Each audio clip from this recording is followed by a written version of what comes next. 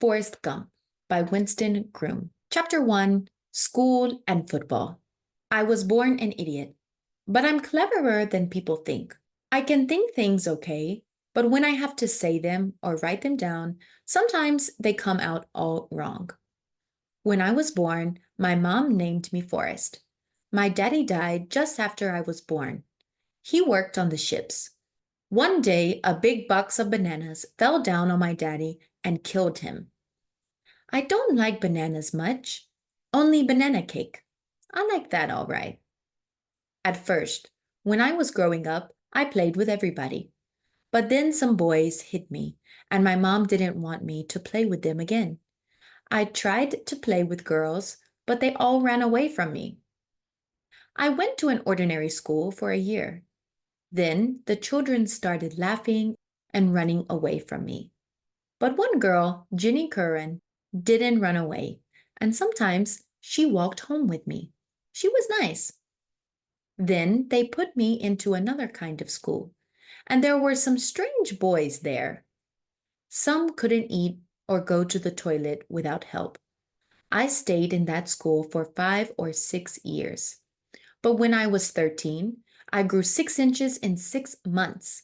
And by the time I was 16, I was bigger and heavier than all the other boys in the school. One day, I was walking home and a car stopped next to me.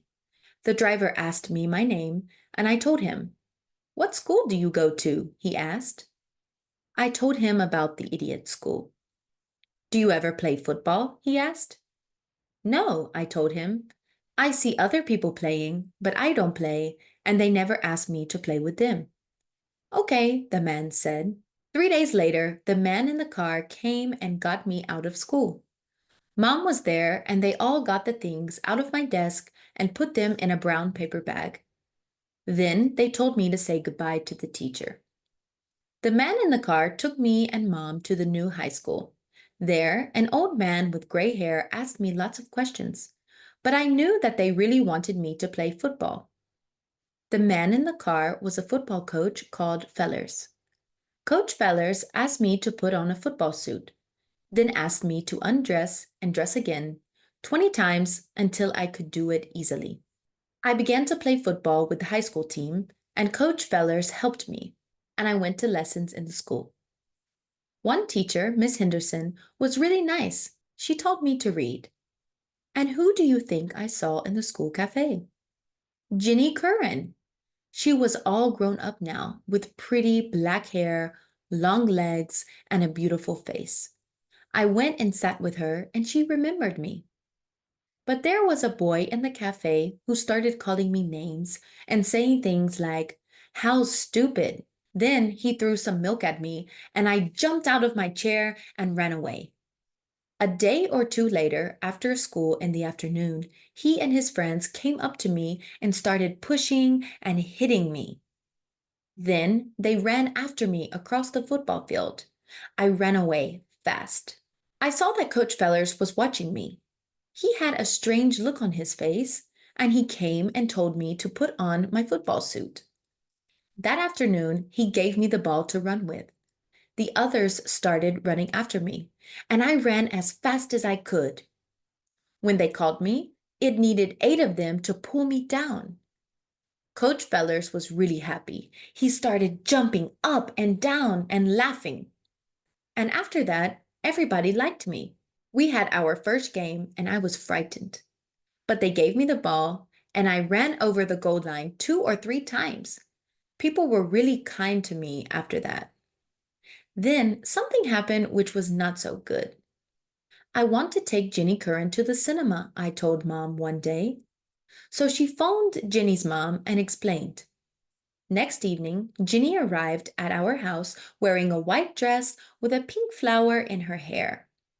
She was the prettiest thing that I ever saw. The cinema was not far from our house.